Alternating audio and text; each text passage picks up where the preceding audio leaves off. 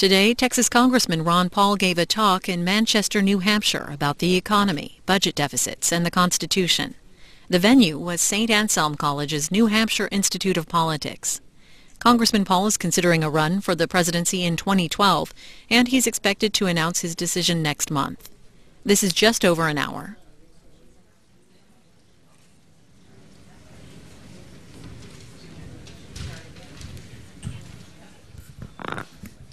Good evening. It is my privilege to introduce physician, author, and congressman Dr. Ron Paul. Dr. Paul has served in the House of Representatives for over 20 years and is one of our nation's leading defenders of free markets, limited government, and strong families. Born and raised in Pittsburgh, Pennsylvania, one of Dr. Paul's earliest achievements was becoming the high school state champion of the 220-yard dash. A graduate of Duke Medical School, Dr. Paul's career was originally focused on medicine. He served as a flight surgeon in the United States Air Force and has delivered over 4,000 babies over the course of his medical career.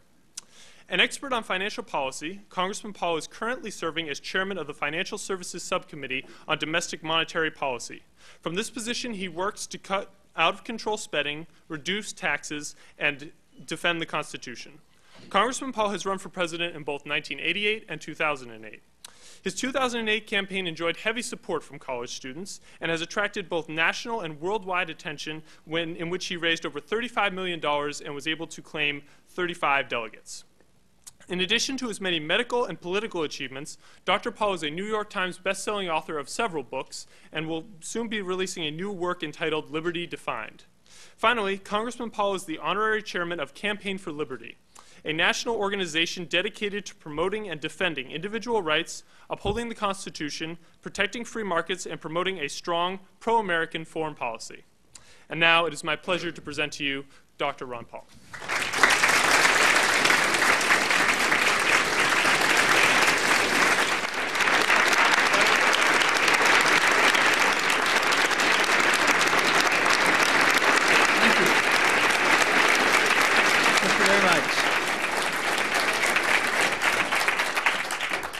Thank you. Appreciate that very much.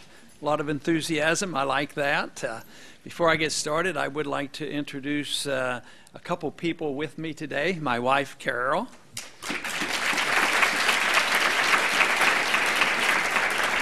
And Jesse Benton is sitting down here. He's been working in our campaign, but he's also married to our granddaughter. So, Jesse.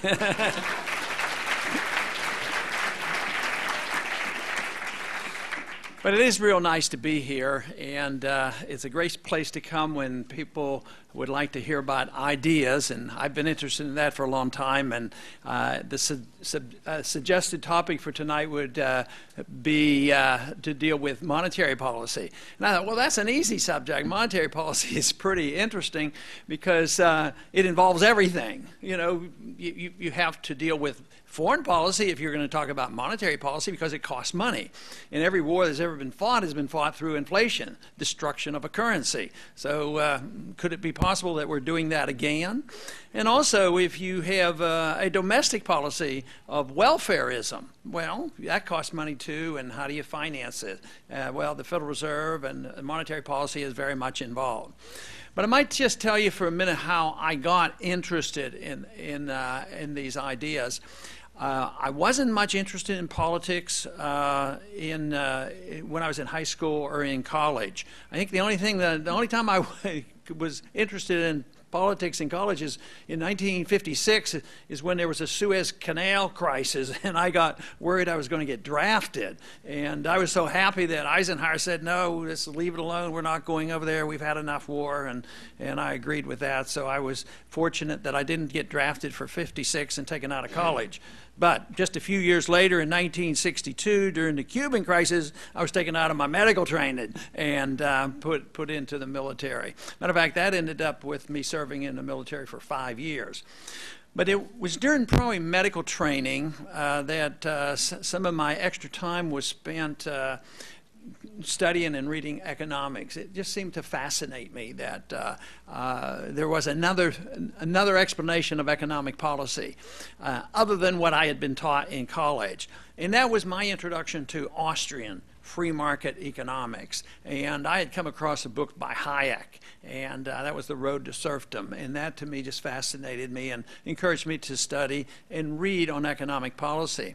But in 1971, the event that was predicted by the Austrian economists, that the gold standard would break down because there was such abuse and the Bretton Woods wouldn't last. So even if the Bretton Woods was established in New Hampshire, it was not long enduring because it broke down because it was deeply flawed. And that was the end of any link of our dollar to gold in 1971. Now, my motivation then was to speak out because this was such a confirmation of what free market economists, hard money people had predicted, and lo and behold, it came. The monetary system collapsed, and we had a bad decade. We had stagflation, high inflation rates, and a very bad economy. But what bothered me the most at the time was the day after it was announced. It was announced on a Sunday night. It was August 15th, 1971. The day after, everybody loved it. Chamber of Commerce's loved it. And it was closing the gold window, wage and price controls, high tariffs on 10% tariffs on every bit of imports, absolutely opposite of everything the free market would want us to do. But the Chamber of Commerce loved it, and the stock market loved it. And I thought, well, there's something awfully bizarre about what's going on. We really are going in the wrong direction. So that was when I decided I would just speak out, and the vehicle for me was to speak out in a political sense, in a congressional race. But I felt very comfortable about doing that because I knew that not much would come of it, and I would get to talk, and I could keep practicing medicine. But my wife had warned me. She says, you shouldn't mess around with that. She says, that could be dangerous. And I said, well, how could it be dangerous? She said, you might end up getting elected doing this stuff. But I assured her that would not be possible, but because I was not going to play the role of the Santa Claus. What do you want? Here it is, and don't worry about the spending. And I really didn't have confidence. I was cynical and thought that there wouldn't be anybody out there that would listen to that message. And she was less cynical and thought maybe they would respond in a positive way. So that's one danger you have. You put your name on a ballot, you have a risk there. You might get elected, so you have to be a little bit careful. But anyway, it did lead to a double career for me, because although I was in Congress for 4 terms in the late 70s, early 80s, I was restless and frustrated and went back home and wanted to practice medicine and did that for 12 years, and then got interested again because I was still fascinated with how monetary policy affected about everything that we do. It's not that monetary policy is the most important issue for me, because liberty is my most important issue. My goal in life is to do whatever I can to preserve that entity called liberty, which is what I believe made this country great, because we had been given the maximum amount of liberty of any country before. And believe me, I think if we would have followed the direction of our Constitution and protected our liberties, we'd be a lot better off today.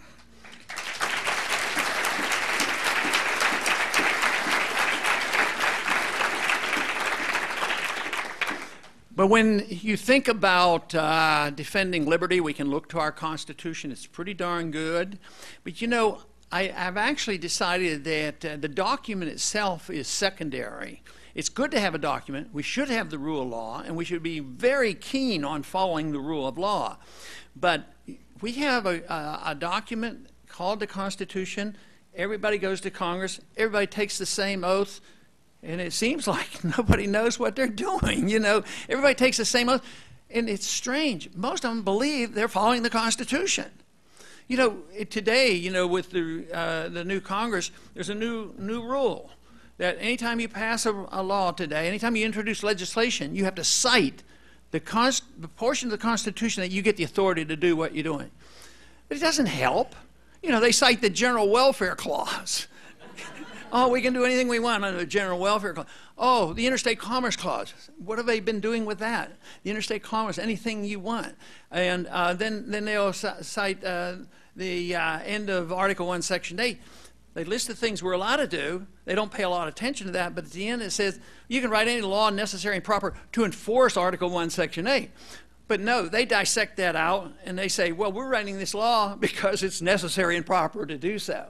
So the Constitution hasn't restrained people from doing what we've ended up with. We go to war without declaration. We have a welfare state that's not authorized in the Constitution. We have a monetary system that disobeys flagrantly, the Constitution.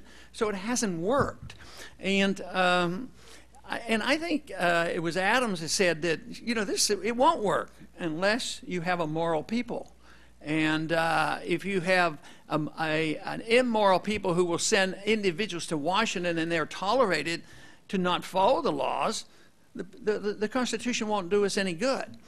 But I think we've reached this point. But what I see happening right now is a growing number of people that are concerned are starting to say, we've had enough and we should have a different approach, and we can't let people go along and say the Constitution is a breathing, living document and we have to adapt it, but don't bother to amend it. Just do whatever you want and justify it because it's so necessary and we don't have time to amend the Constitution. I think about the war issue especially.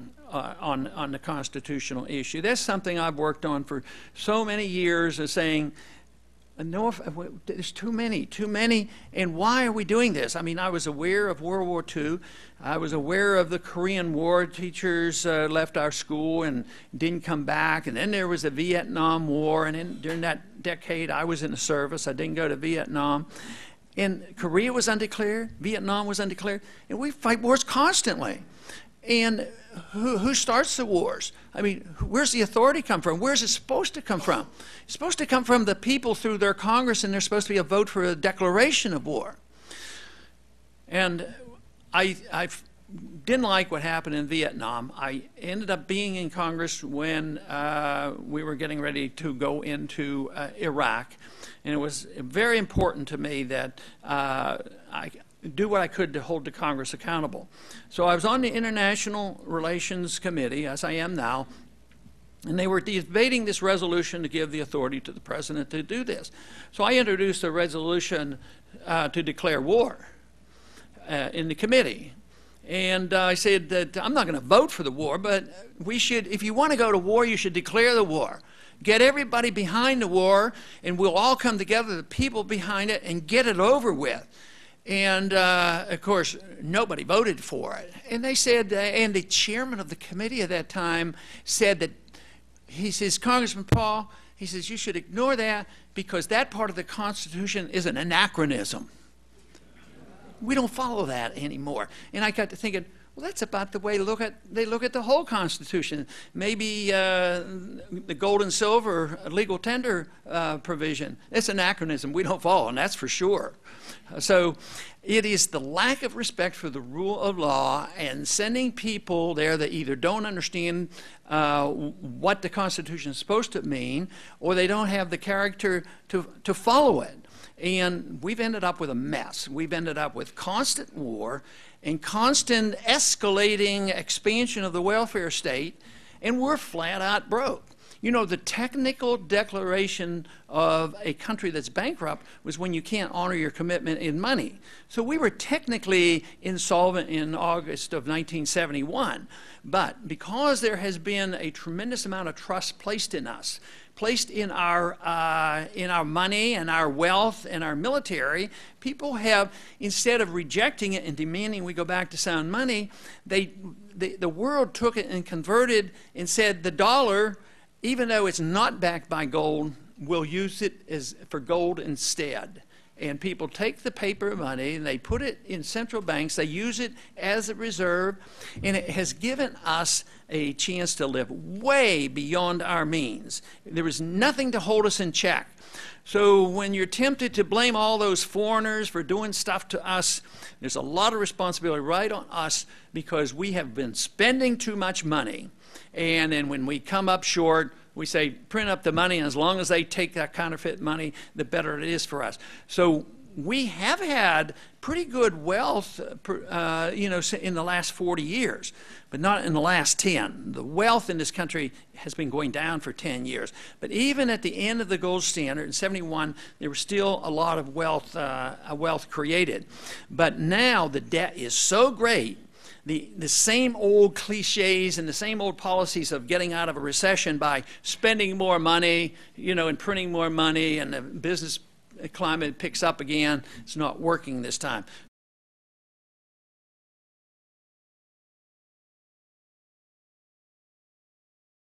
We have had pretty good wealth, in the last 40 years, but not in the last 10. The wealth in this country has been going down for 10 years. But even at the end of the gold standard in 71, there was still a lot of wealth created.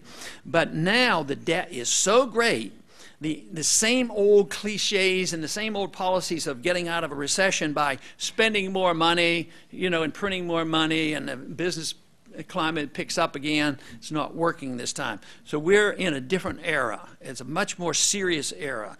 We've had the financial bubble crash, and that was anticipated and predicted by all the Austrian economists.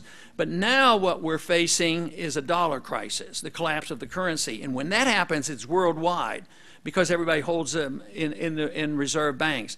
And even today, commodity prices are going up, interest rates are starting to creep up, and the markets, stock market might be going up a bit and all, but it's very, very shaky. Because when you look at what's happened to the housing market, there's still a lot of problems there, and it's expected not to be solved. We got into this mess because we spent too much money. The debt was too high.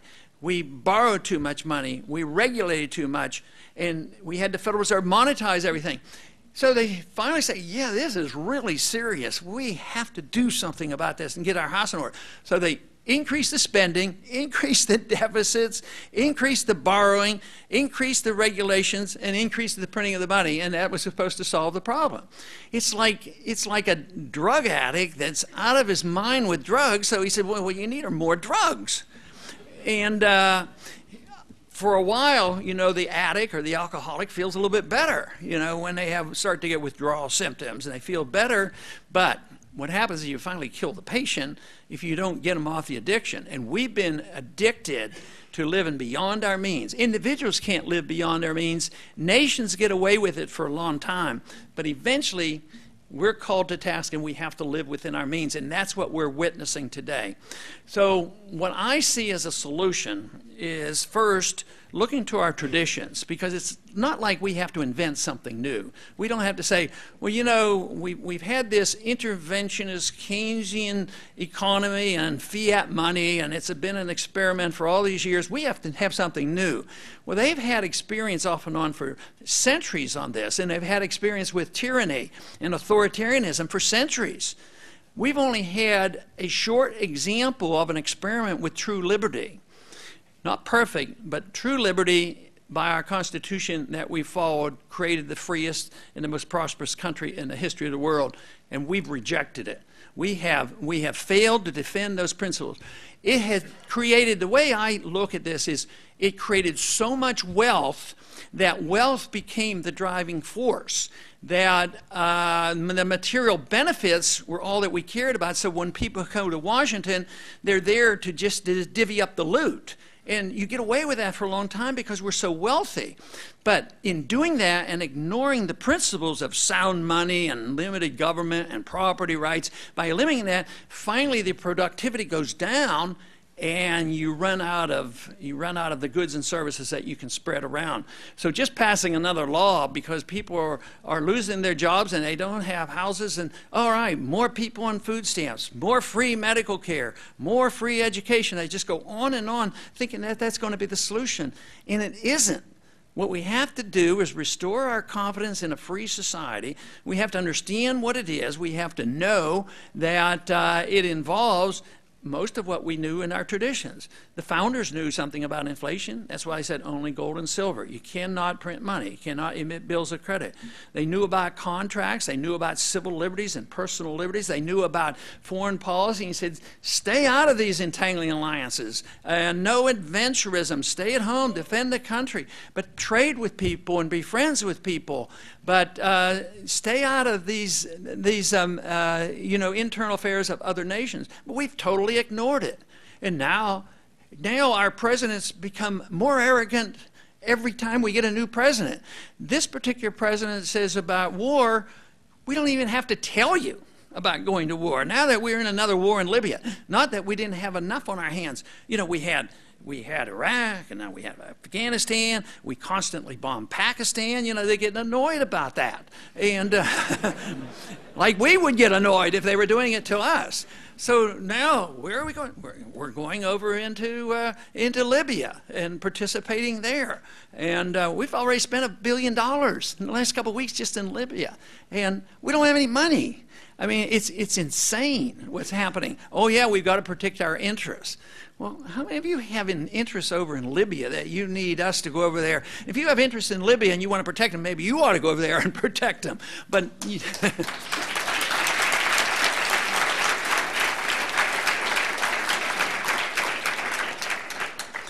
but it will come to an end. You'd think the message of Afghanistan would be so loud and clear. You know, the Soviet system was brought down over Afghanistan. That was the final blow. They broke down and the system collapsed, and it came for economic reasons. So I lived through and was very much aware of the Cold War. The Cold War ended with a whimper. We didn't have to fight the Soviets because they had an economically flawed system. And we have an economically flawed system. Fortunately, we are not nearly as authoritarian as the Soviet system was. But we're becoming more authoritarian all the time, and that bothers me. And the tool that is used by those who want to move toward authoritarianism always use fear. So if there's any reason to be fearful, scare the people and they'll do our bidding. There's a lot of reason to have been concerned on 9/11, which we all were and all should have been, and we should have studied and we should have learned what was the real cause from that. But because of the fear, what did we do right afterwards? A week or two afterwards? We had the Patriot Act passed, a huge legislation attacking and really making sure we're going to get to terrorists. It was an attack on you. It was destroying the Fourth Amendment and saying that if we watch every single American and now we start prodding and putting our hands down on the fingers of little girls at airport, that all of a sudden we're going to be safer. I mean, we've given up too easily. And I heard too often after 9/11 that, oh, you have to do that. You have to give up some of your liberties for your safety. And I don't believe that. I don't think you should ever give up any liberty believing that you're safer.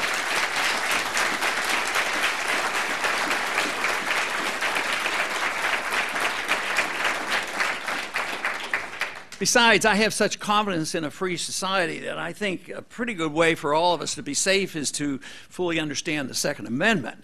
And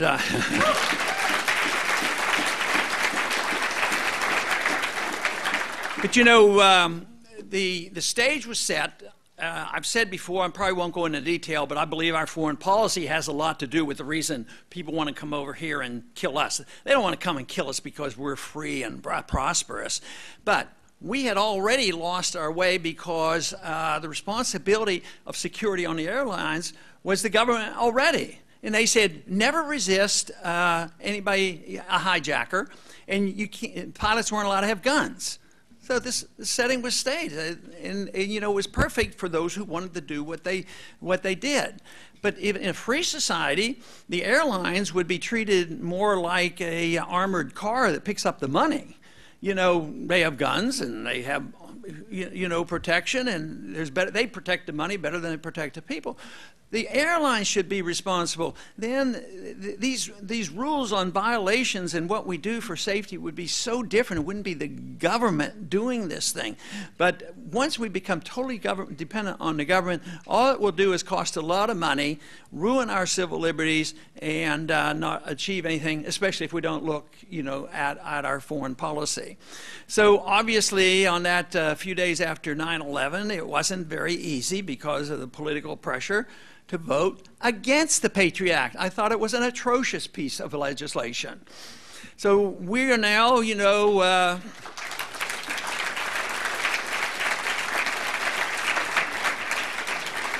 make attempts to get rid of it and change some of those things, but it doesn't happen. The momentum is still very strong. But it will only come when the people of this country decide there's too much of that. We want our liberties back. We want our responsibilities back. We don't want all this warmongering going overseas, and that we can be made safe a lot differently than we have been now. Today, we have a president that took us to war. He says, well, the reason I didn't go to the Congress is I got my authority from the United Nations. Well, when did that happen? Well, it started with Truman. But I have a solution for that. I'd like to get my bill passed that said, why don't we just get out of the United Nations and not have to put up with them?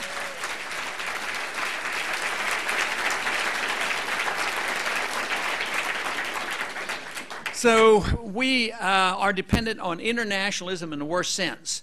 A true free market person doesn't disdain internationalism or globalism, but it has to be voluntary. It has to be trade. It has to be friendly. It can't be internationalism controlled by international governments. Here we have the IMF and the World Bank and the WTO and the NAFTA and CAFTA and all these international government organizations.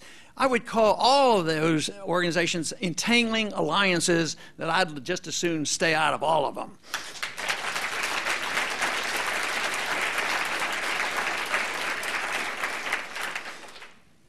But how does it get financed? Of course, we borrow money, we tax people. We can't tax anymore. Revenues are going down because the economy is so weak. You put on a tax now, the economy is going to get a lot weaker. So taxes, even if they tried to raise revenues by raising taxes, they're not going to. Not only will they just weaken the economy and there'll be less productivity, it just drives more people into the underground economy. And because they're trying to survive and take care of their families, and that's what would happen. Well, our credit's still pretty good. I don't understand how we deserve credit. And one of the reasons is the rest of the currencies of the world aren't much better. So if you compare our money and our dollar to the euro, I mean, do you think you're going to be saved by taking our dollars and put them in euros? No, that's not going to help much at all. But there's a limit to how much borrowing. I was looking at a statistic today, and very definitely the Chinese are not borrowing as much or not lending us as much money and buying treasury bills as they used to. I mean, it's not like they're cutting them off and because they don't want to cause a dollar crash, but they're not buying as many. So the world will start buying it less, which means that interest rates will be pushed up. So the only thing left for the government to do is to work with the Federal Reserve to take this debt and monetize it, and that is create money out of thin air. That, as far as I'm concerned, is counterfeit. And we shouldn't be putting people in jail today, imprisoning people today because they want to use gold and silver, which is constitutional, and legalizing the counterfeit of the government. They want to charge people that deal with sound money as committing they've made the charges of fraud and terrorist charges and counterfeiting because they want to use gold and silver as money. But paper money, that's counterfeit money, and that's fraud, and that's unconstitutional. But I tell you, I'm convinced it's going to come to an end, because there's a limit. No paper currency, lasted for long, long periods of time. This one's 40 years, probably, getting near its last legs.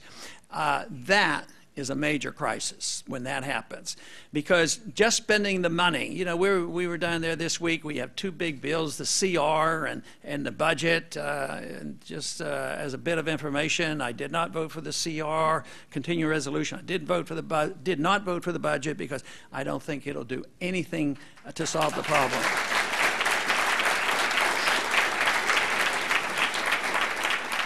This year, the national debt's going to go up $2 trillion, and they're talking about $38 billion cut in that CR, which wasn't real. It was all fictitious, and it's nothing.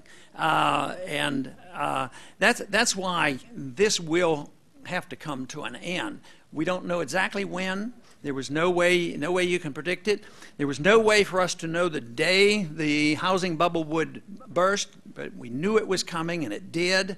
And the dollar, it'll be some event somewhere in the world unknown to us now that will finally just motivate people to get out of the dollar. But they're slowly getting out of the dollar. People don't want to run to other currencies, but where are they running right now?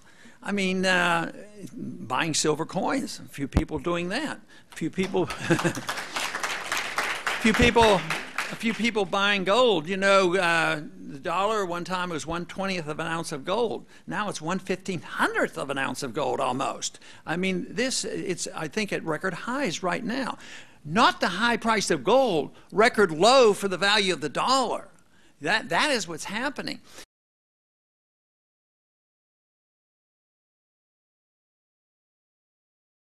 This year, the national debt's going to go up $2 trillion, and they're talking about $38 billion cut in that CR, which wasn't real. It was all fictitious, and it's nothing.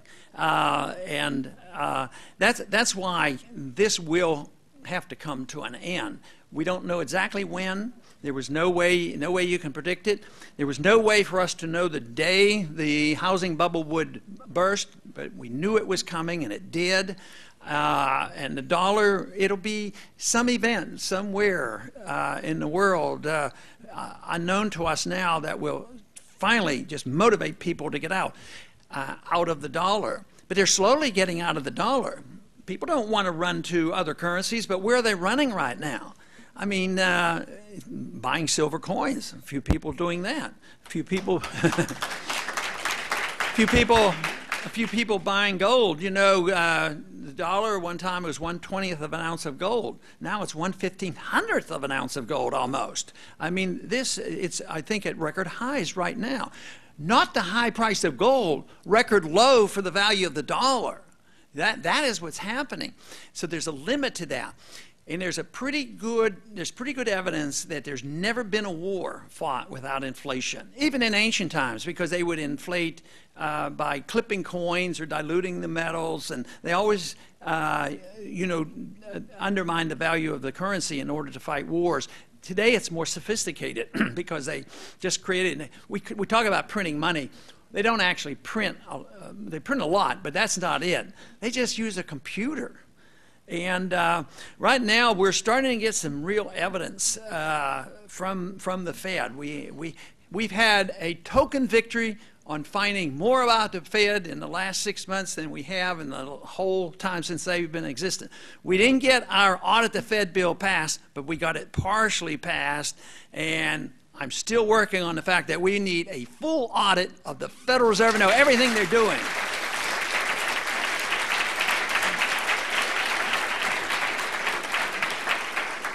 If the American people knew, and the stories are coming out, exactly the shenanigans going on and who got the bailouts, you know, the people who ripped us off and made all this money on all that speculation and all the derivatives market, they made their bucks, then they go bust, and then we, the taxpayers, get stuck with their worthless assets. And the Treasury bought them as well as the Federal Reserve. They buy these assets, and the guys that are making all the money, they got bailed out. But the economy gets weaker, people lose their jobs, they lose their mortgages, they lose their houses. It's not geared toward the average person. This whole thing is geared to taking care of big banks, big corporations, the military-industrial complex, world bankers. we have now evidence that it could be up to between 30 and 50% of all the trillions of dollars they used to bail out in the crisis that the Fed passed out went to overseas banks. There's one bank that got a big bailout. 1/3 of the bank was owned by Gaddafi. I mean, that's how insane it is. Oh, yeah, we have to calm the markets and take care, you know, all this thing. But they're doing it at the expense of the average person because the penalty is paid with higher prices. And if any of your prices have started to go up, just think tax, tax, tax, inflationary tax, the value of the currency, gasoline, and everything else. It's going to go up. It's going to go up a lot more. And that will not be able, and Bernanke keeps saying, I can take care of it. When I know it's there, I will know the very instant to take, to take the money back and raise the interest rates. Well, he doesn't know. He was the same one that said there was no housing bubble. So he's going to get us out of this mess. There's no way that's going to happen. But just changing the manager of the Federal Reserve to try to get a better manager of the money system, that's not going to work. I don't imagine you can find anybody worse than Bernanke, but it won't help because it's the system. And it's the system that we have to change, and that's also the reason my position on the Fed is end the Federal Reserve entirely.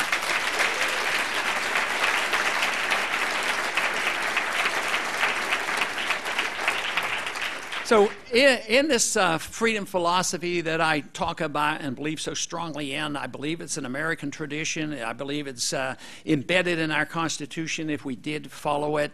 But basically, it's pretty clear-cut. Non-interventionist foreign policy. People say, oh, you're an isolationist. No, I'm not an isolationist. I want to trade with people and visit with people, but just not fight with people unnecessarily.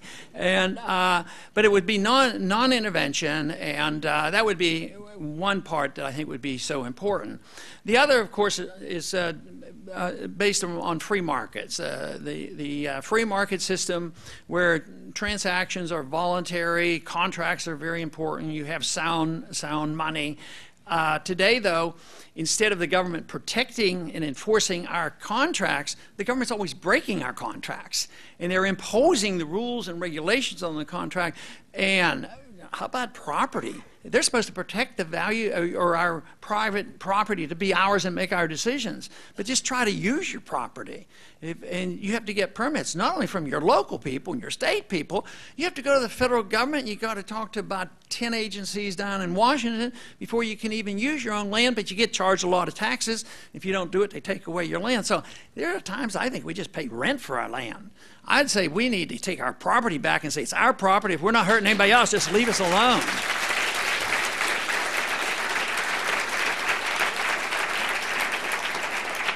I think one area where many conservatives get lackadaisical is on the personal liberties issue. I like to look at the personal liberties and the economic liberties as being the same, and I think the founders did. They didn't have liberty over here for how you spend your money, but not on your personal habits. It's all one thing. But the problem with saying, with the liberal, they say, well, oh no, if you don't have rules and regulations on redistribution of wealth, people are going to fall through the cracks, and there won't, be enough to go around. So we got to make sure we take care of them. But the conservative comes along and said, yeah, but if they have total liberty, they might do some things that I don't approve of. Horrors, But the rule is, it's your life. You can waste it or you can use it, but it's up to you to what you want to do with it, just as long as you don't hurt anybody else with what you do personally or what you do with your property, and then it's none of the government's business.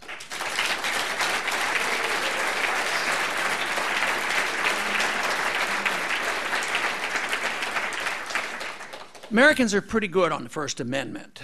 Most people would agree, the First Amendment there is for freedom of expression, and we have that pretty much. I can come up here and cautiously express my views, and we don't have to fear anything. But we don't have the First Amendment, and most people recognize this. We don't have the First Amendment so that we can talk about the weather. You know, we have the First Amendment to talk about controversial things and say express controversial ideas and criticize our leaders and all. Everybody knows that. And we know that it applies to our religion. You can have no religion or a lot of religion as long as you don't force it on other people. We're not to have a theocracy. And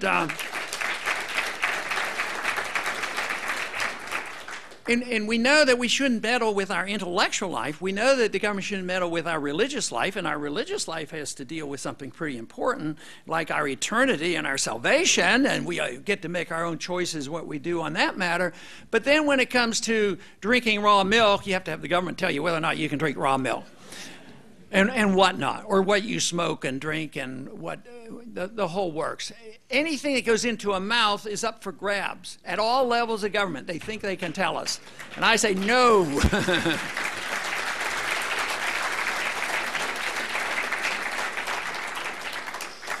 And these habits, whether they're eating habits or smoking habits or whatever, these problems can be solved with private property rights, with, you know, like allowing restaurants to make their own rules, rather than coming in and closing people down and saying, oh, somebody lit a cigarette here the other day, you're closing us down, and, you know, all that.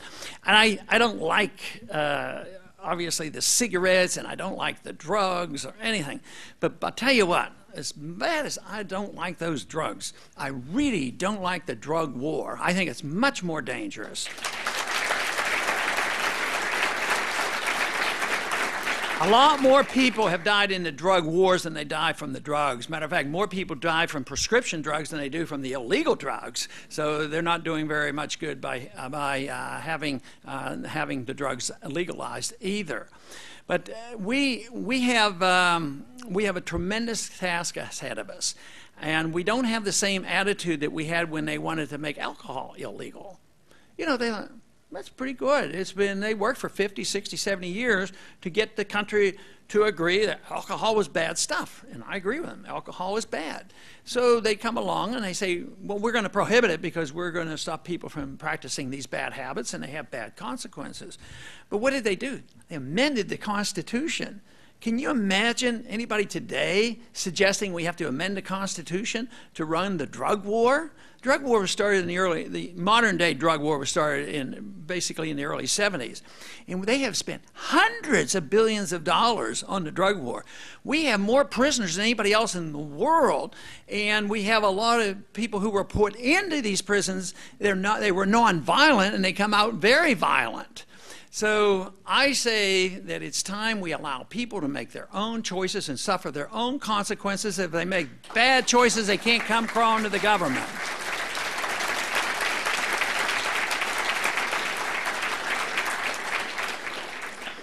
Freedom is something that we all believe in and understand and want to protect.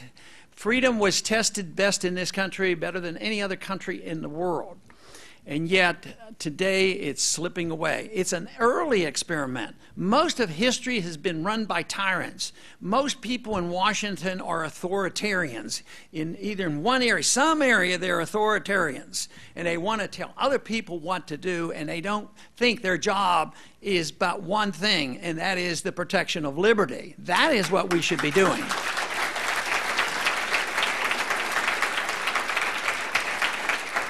But we as a people have lost confidence that freedom really works. We've been taught so long that there'll be so many people suffering, there'll be no medical care and no food, and you have to have people falling through the cracks and on and on.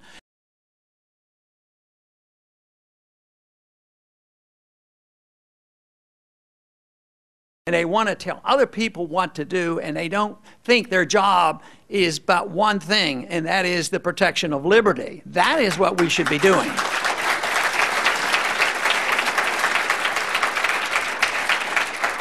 But we as a people have lost confidence that freedom really works. We've been taught so long that there'll be so many people suffering, there'll be no medical care and no food, and you have to have people falling through the cracks and on and on. But you know, when a society decides that the very needy have to be taken care of by government. It sounds very benign. You know, it's just a couple people. Well, you can't be against it, and nobody is. And they say, we must take from you and take care of these few people over here that need some help. But what happens is it endorses an idea that is destined to grow. And after 30, 40, or 50 years, you destroy their productivity, and those who become dependent grow and grow. So now today we have 42 million people on food stamps. And everybody depends on the government now for their medical care. And, you know, there was a lot of talk and a lot of complaint, and I'm sure this crowd probably is not too happy with Obamacare, but you know, we should at least have the chance to opt out of those systems. I'd like to be able to opt out of all those government programs if you wanted to.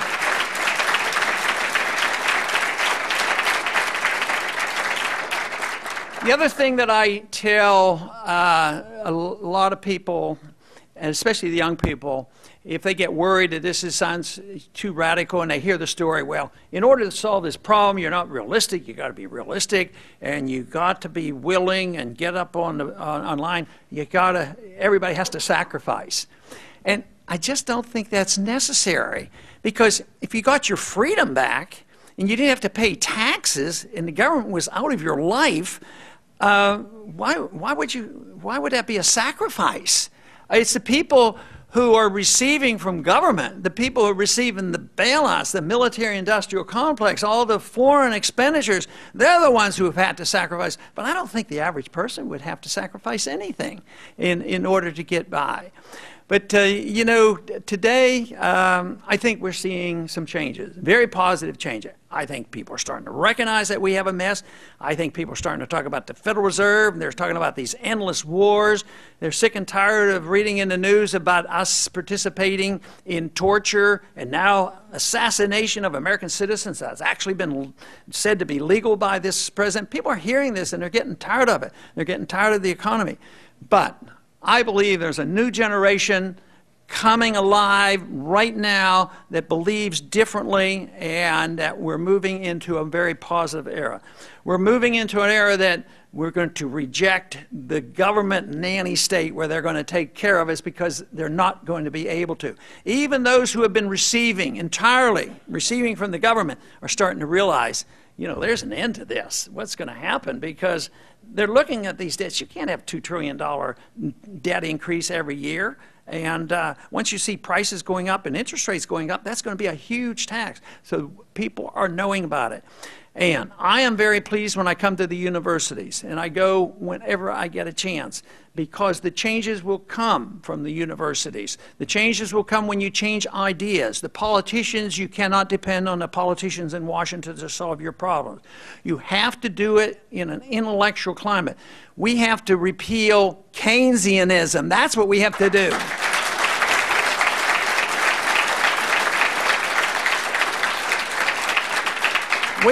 We have talked a lot about a revolution, and it's a revolution in ideas.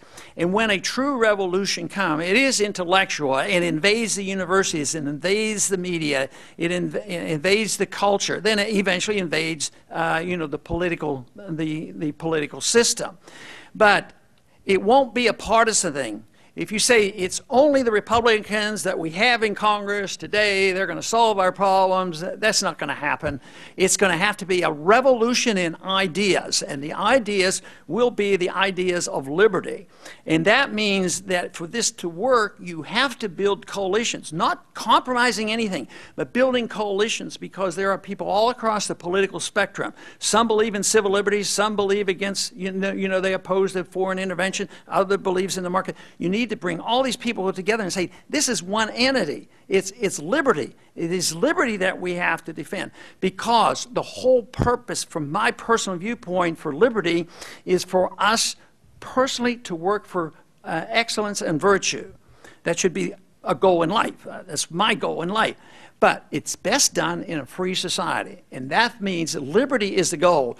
Yes, we want sound money in the foreign policy and all these policy changes, but all those policies come together and they make common sense if the goal is to recognize that you are an entity, a very important entity. You have a right to your life and you have a right to your liberty, and you have a right to be left alone. And those rights do not come from the government, but they come in a natural or a God-given way. If we recognize that, I am convinced we can solve all our problems. Thank you.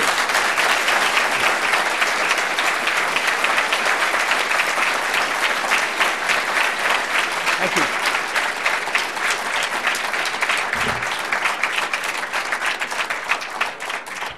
I do believe that we're going to have some time for a few questions. Is that correct? Yes. If it is the case, I either need a mic or make sure I hear the question so I can figure out what the answer is. Dr. Paul, I just want to point out, when somebody says, that's not unconstitutional, don't you know the United States Supreme Court upheld that? I like to say, please explain why you agree with that ruling. And with those 8 words, you can introduce the concept of thinking for themselves. I've found a hidden loophole in the Electoral College process that I'd like to pass along to you, and I'll pass it up to your wife up here. She'll make sure I read it, and I'll tell you.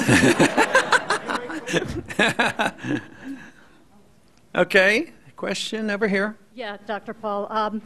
I had learned that we used to be a republic. Now, if you talk to even most college students, they think we're just a democracy.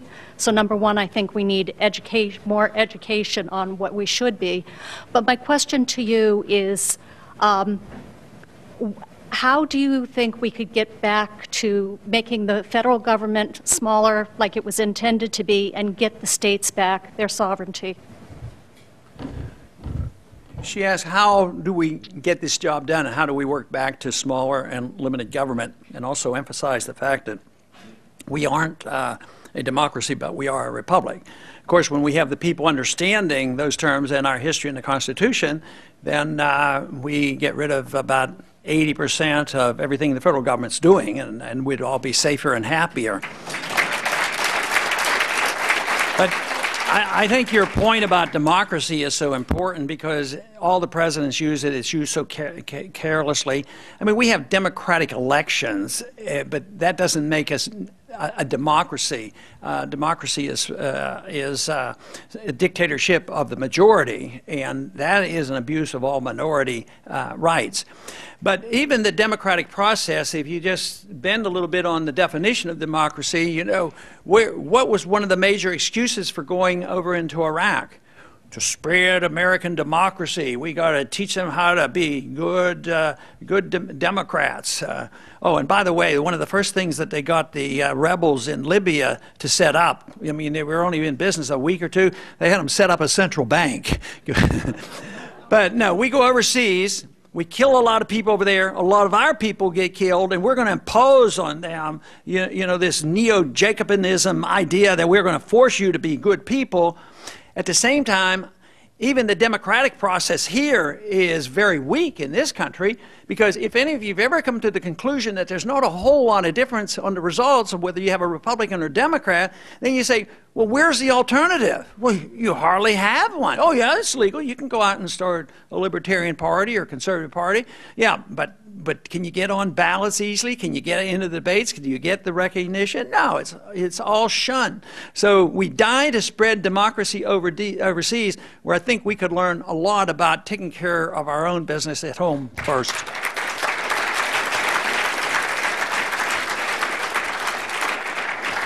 Thank you, Representative Paul. I have a question about the money going to Libya via the Federal Reserve. I was very disturbed when I read that on your Texas Straight Talk of, last week. Why will no one at the Federal Reserve be held accountable for that? Because the Federal Reserve is a government unto itself. They're very, very powerful. And, but they're also on the defensive, more so than they've ever been before. They've been able to do everything in secret, but fortunately for the 2 lawsuits by it was Bloomberg and Fox, that they did force some of the information out. And because we had a modification of my bill last year, we're getting some more information in July. It does fall on me with some of the responsibility, in the committee to bring this to light, and we will do our very best. But unfortunately, it's going to be very, very difficult. They are very powerful. And if you think about it, they have more economic, political clout than the whole Congress. They spent $3.3 trillion on those bailouts, and the Congress spent $850 billion, and it's all done in secret. Yes, they should be held accountable. And some of the stories coming out here on who's gotten these loans, they should be, and hopefully they can be, but the odds of them really being held accountable, I wished I could be more optimistic. But the best way to hold them accountable is, as this system falls apart, that we intellectually blame them. They've had a free ride. They've always said that if the economy is doing well, the Fed has managed the money supply right, and the interest rates are exactly what they should be, and that's why we have a growing economy. But then the economy would turn down because of the Federal Reserve. Then the Fed would come in and say, well, what we need to do is print more money and rescue people who are in trouble. And they generally got credit for getting us back out of the slump. But that's not going to happen anymore. They have to be blamed because they are responsible intellectually. The legal responsibility is another matter. I think we should pursue that, but I'm not very optimistic that much will happen. Congressman Paul, thanks for coming to speak with us tonight. Can you share with us your view on immigration?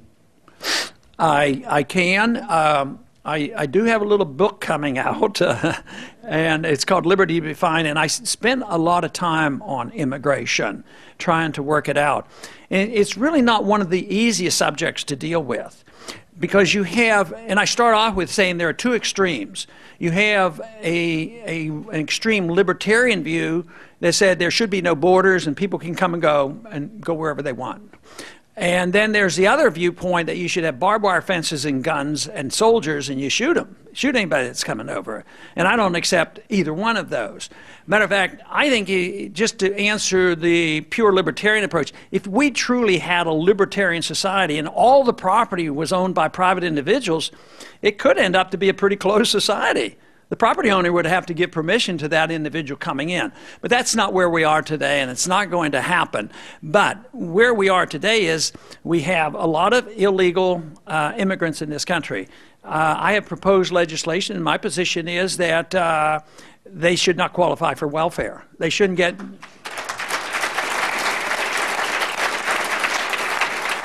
In Texas, matter of fact, they come over from Mexico on a day basis into the valley and go to public school and then go back. But that's suicidal, because the schools are all bankrupt too, and hospitals have had to be closed down because they get free medical care.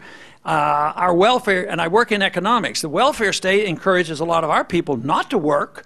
If you didn't work, you didn't eat, people might take a job for $4 an hour. But who's going to take a job for $4 or $5 or $6 an hour if they can get $7.50 on welfare? They're not going to do it. So the welfare system weakens the economy, puts people on welfare. They're not as easy to take the jobs. And then the welfare inducement to come over, oh, I can bring my family, and they get free medical care and free education.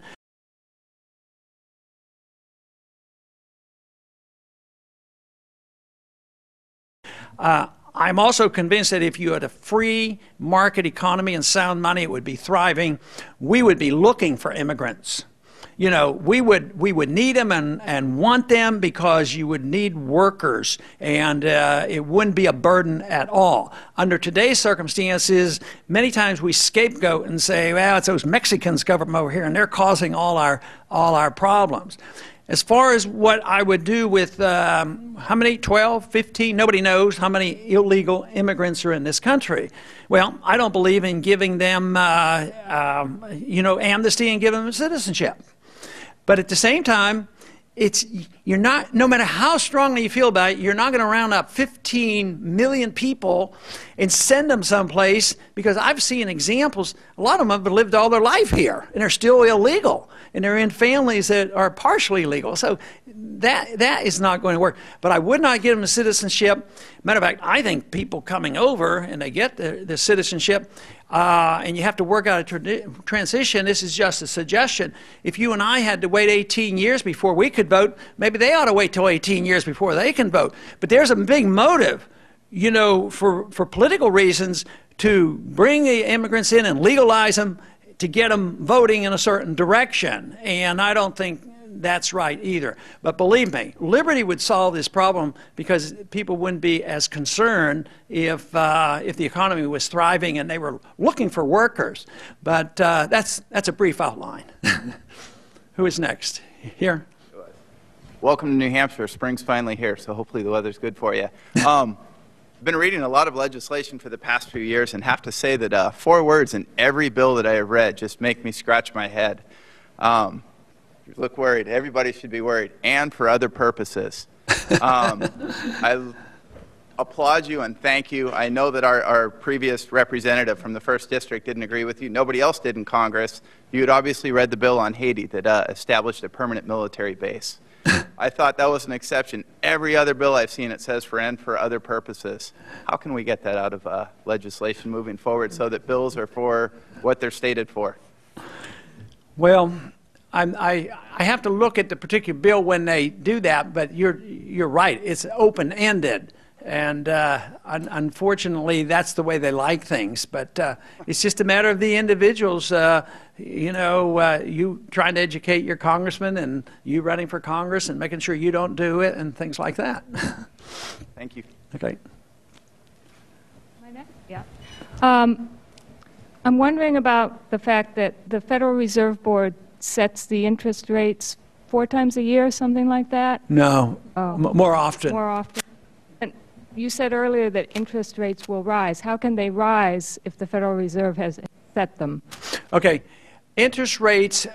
Interest rates are, in a way, set by the Federal Reserve constantly. Although lately they've been rather stable because they're at 0. They can't go any lower. So they're price fixers. And the worst thing you can do is to fix the price of anything, because that'll cause shortages, and you need pricing to know what. That's why socialism always fails. You don't have a pricing structure. And 1/2 of our economy is our money, and the Fed's in there fixing overnight interest rates. They don't fix all the rates. They don't sit there and say how much you're going to pay on your credit card.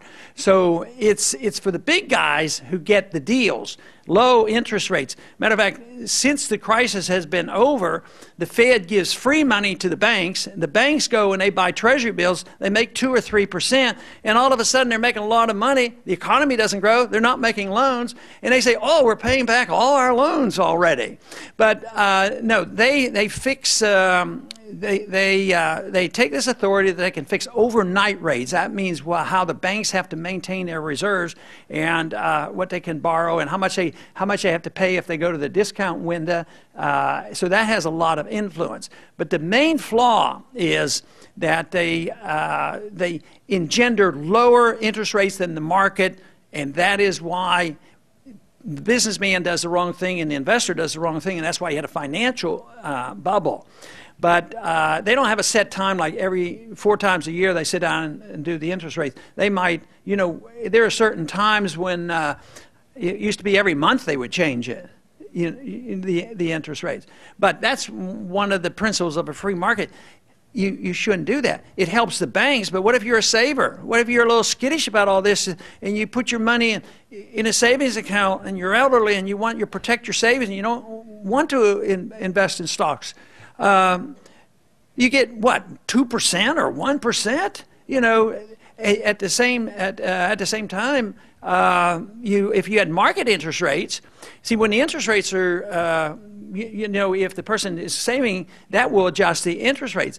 But so the savers get punished, which means you're messing up the whole capitalist system, because savings are key to capitalism. You shouldn't be able to create so-called capital out of thin air and pass it out and have interest rates low. When interest rates are low, that means there are no savings. But we had very low interest rates. That was under Greenspan, very low interest rates. At the same time, there was all the money and there was no savings. We weren't saving it. So it's a distortion. So they should be out of the business of fixing interest rates. But they also should be out of the business, if you don't get rid of them overnight, just make sure they can't buy all that government debt. That's where the problem is. Thank you. Hello, Dr. Paul. My name is Christopher Goslin. If you could just bear with me for a moment. I flew 29 hours from South Korea. I'm stationed in the military there. And I just want to come here today to give you something. And I want to tell you, I've been working for you since 2007 when I saw you cream Rudy Giuliani in that debate. And you...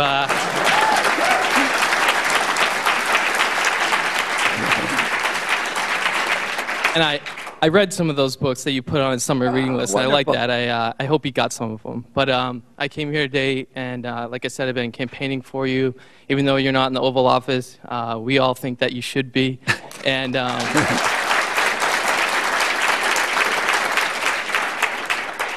I just want to let you know that when I speak to people and I talk on your behalf in the points of liberty that I believe in, people say, yeah, those are great ideas. The economic liberty, the educational liberty, the liberty that we could have so we could have this green revolution that, you know, so many young people want.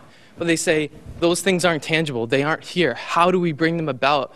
And people are necessarily on board with what we're saying, and they're on board with these voices of liberty. But how do we bring it about so that they could actually see it in their minds, because it's not there? How do we make them see it? And the final thing is I want to give this to you. I'm sorry, I don't have anything for Carol.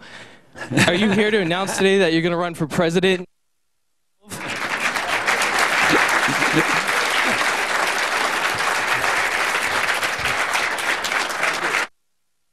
Thank you.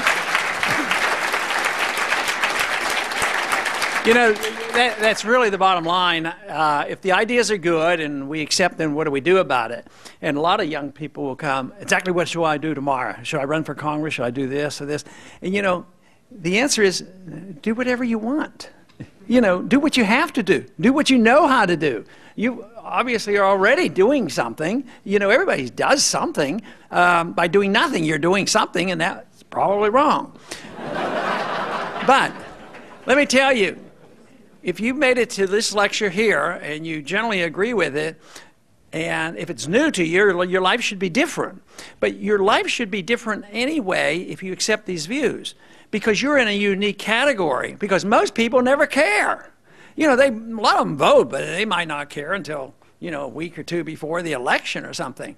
But no, everybody has a responsibility, more so when you know where the trouble is and you believe you know some answers. But it's still back to, what do you do about it? Well, an individual can run for office, support other people, get in education, get into the media, get into teaching, you know, all kinds of different things, whatever it comes. Might be just talking to your neighbors. You know, whatever. Start, you know, in the campaign that we had before, it was so spontaneous that, you know, I had never heard this term meetup groups. You know, all of a sudden meetup groups were all over the place. And now I think there's something called Facebook or something like that that goes on. I mean, there's an opportunity to spread messages. The internet is fantastic.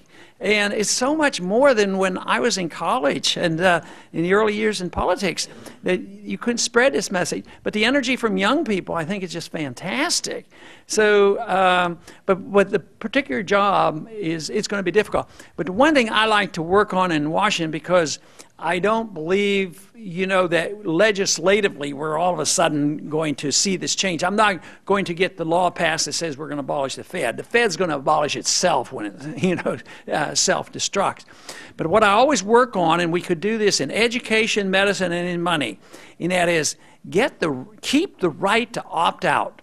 You know, if you're unhappy with your educational system, we always, whether you're in public schools or not, you always ought to argue the case that you have the personal responsibility and the right to opt out of a public education system, teach at home or teach in private schools. Because if we lose that, we lose an awfully lot. And there are people in Washington who would just as soon not have the independent-minded people in the homeschoolers and private schooling.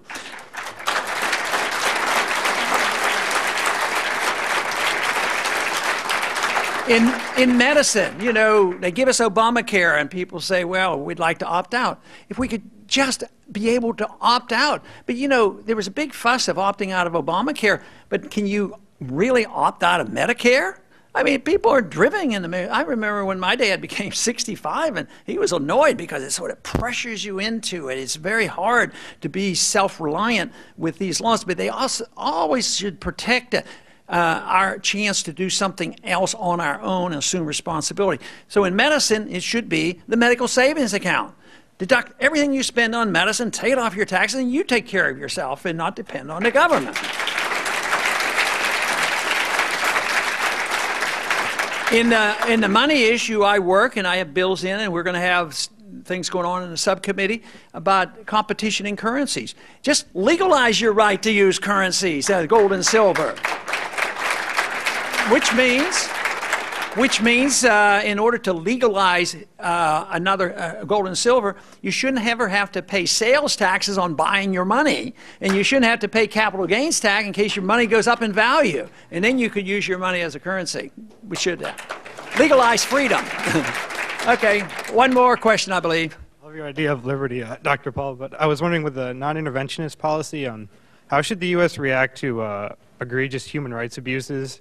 And I'm sorry, I missed react to egregious human rights abuses and genocides in foreign countries where a lot of people who, whether you agree with intervention or not, that their liberty and their right to simply exist is being threatened.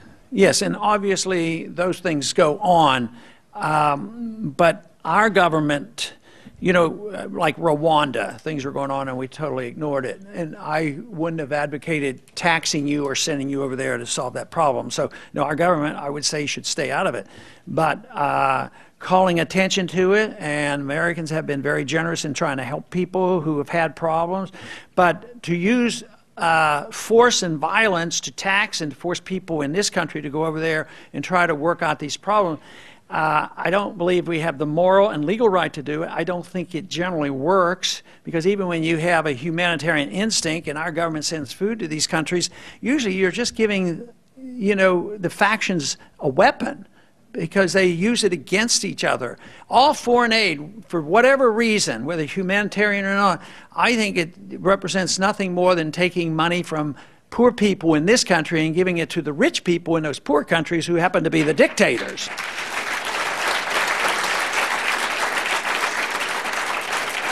But Obama expanded the Bush doctrine a little bit. Bush said you can go to war because a preventive war. Preventive war, as far as I'm concerned, is like aggression. You just go, oh, you might be going to do us harm someday. We're going to come here and bomb you and take you over. But Obama's taking it one step further. He's saying, yes, even for humanitarian reasons, you know, at least we were threatened. Oh, the Iraqis are going to, you know, come with a nuclear weapon and bomb us. You know, that's sort of fear-mongering. And Obama just said, oh, no, you know, Gaddafi might hurt some of his people, and therefore we have to go over and preemptively start another war, and we don't even have to ask the Congress. We are every year getting worse on that, so that's why these principles are so important. Was there one more question behind you there? Or, no, I think that'll do it, and I thank you very much.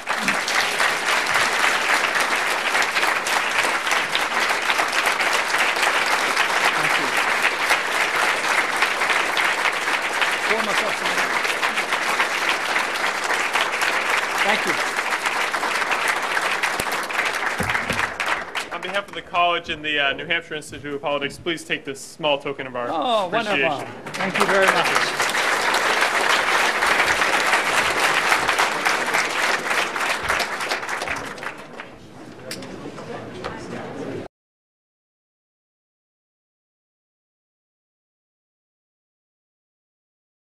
Institute of Politics, please take this small token of our appreciation. Wonderful. Thank you very much.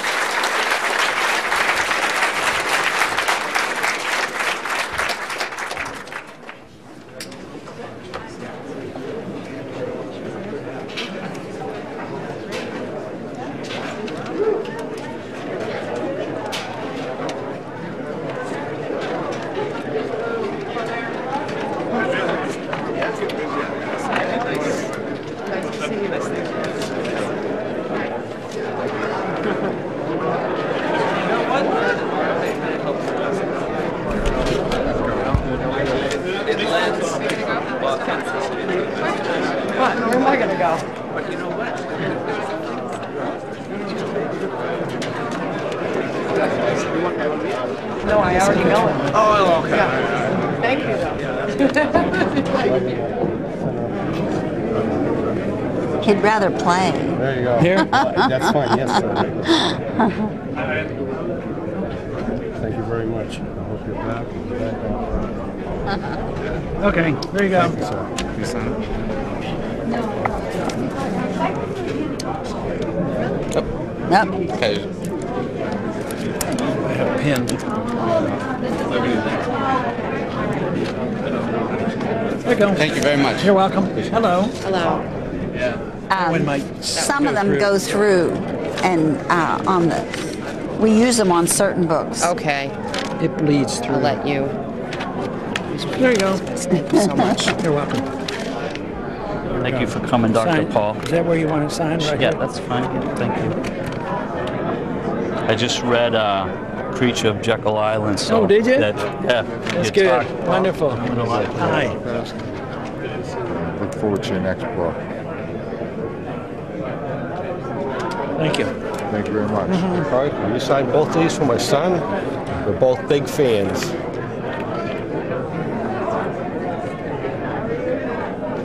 Okay. Thank you, sir. Thank you very much. Okay. You're welcome. How you doing? Hi. You do a picture? Sure. Awesome. We can just do it this way. Hey. Cool. Can you sign this too as well? Okay. Messy. It's all right. There you go. Our president. Oh, okay. How's it going, sir? That's for me.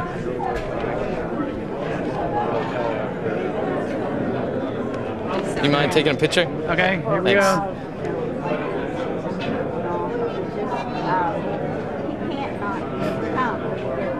It worked? Thank you very much. Okay, very Appreciate good. it. See you. Hello. Hey, nice to meet you. You know you came in third in the straw poll today up in Concord? Are you aware? Like, you No. weren't even there?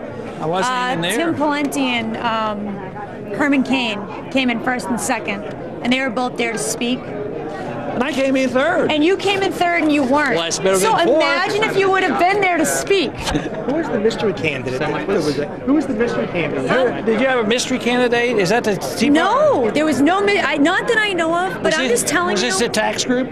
It was the Tax Day Tea Party in Concord, New Hampshire. What is this? An any That's penny? that's a 1900. Just you're known for the economic policy, and that's sound Okay, money.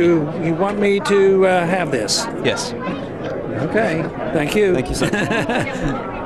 Dr. Paul. Ah, My name is Terry. I thank you a lot for your foreign policy perspective. I'm from South Sudan. We're getting a new country, and thank you for your perspective. I I love think you could that. handle things over there without us butting in. We have to be sovereign. Well, we want to export our good ideas and not And that's what I like about our, you. our CIA and all that kind of Thanks stuff. very All right, very good. Thank you very much for coming today. Oh, good. Glad to do it. Good crowd. There you go. Hi, Hello. Congressman. It's great to hear you. I just want to thank you for helping to wake me up with your books, and I really hope that you run. Thank you. It's nice to meet you, sir. Appreciate it. You mind if I get a picture? Oh, yeah. Just hold the camera. Hold the button. You need to Thank you.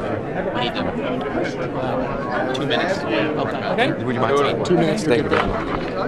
Thanks, buddy. Yeah, this is probably it. There you go.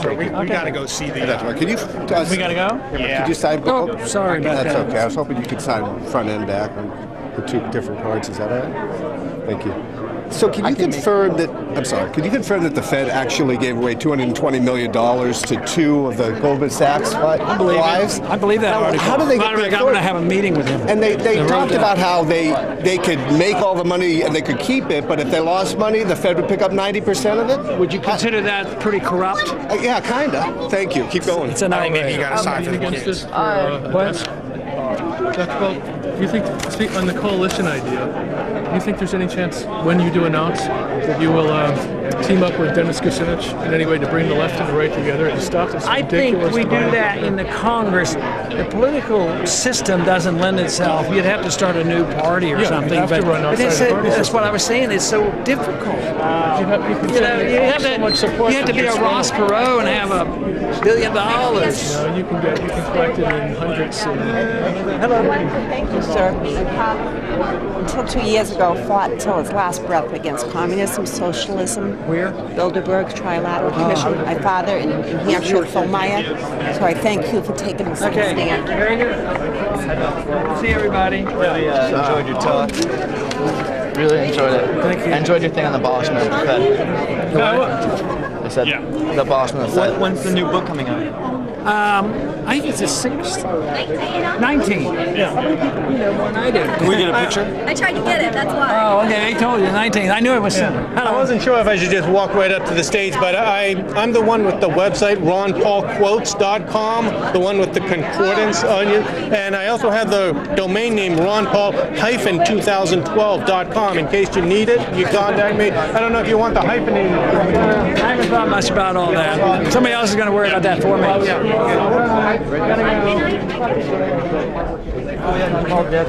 Quick signature. If you do it quickly. Real quick. Just a signature. Oh, just a signature. I met you earlier. Thank you. There you go. Thank you very much, sir. Okay. Good luck. See everybody. Thank you for coming. I have an idea we should invite you another time on something.